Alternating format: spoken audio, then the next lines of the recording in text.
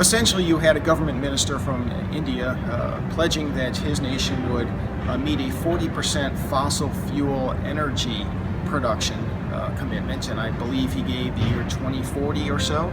And I asked him a two-part question. The first part was, to what extent would that 40% fossil fuel-free energy mix include nuclear and or hydroelectric power?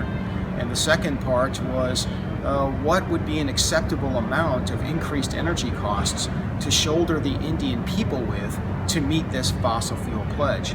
And his answer was, regarding the first part, that he said, yes, there must be more nuclear power in India, and he's pleased to report there's going to be more investment in that technology sector in India in an effort to bring more nuclear power to other developing nations, particularly in the tropics.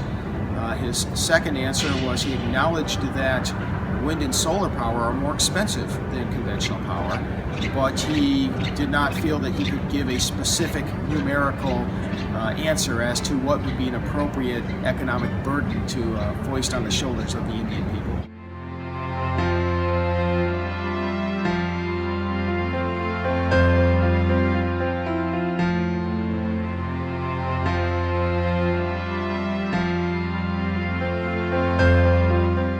A little background. One of the participants on the panel had said that she thought it was very important that there be human rights protections, explicit human rights protections in the operational language of any agreement, not just in the preamble, but in the operative language. Beyond that, though, she didn't give much specifics in terms of what human rights, which specific human rights she would like to have protected, what procedures should be put in place to protect them, what enforcement mechanisms that she would like to be put in place. There should be gender equality provisions to ensure that whatever actions are being taken to comply with the commitments be forward-thinking to ensure that there's gender equality in what is being done. She mentioned the same as far as indigenous people's rights.